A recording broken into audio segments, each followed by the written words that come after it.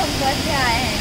ये है सुपरस्टार गायिका नीलू शर्मा। नीलू विश्वकर्मा।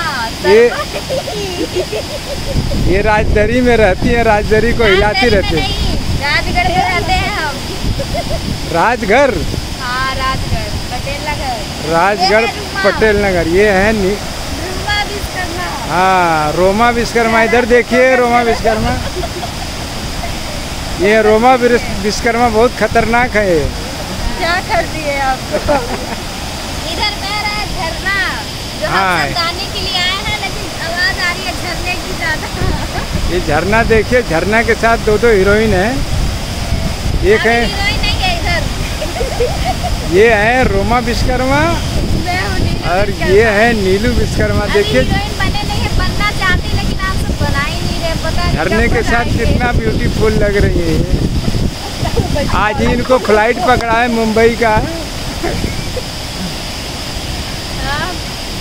मेरा बहुत सपना है फ्लाइट में बैठने का, लेकिन अभी तो हो नहीं सकता है फिलहाल, लेकिन कोशिश है। बोलो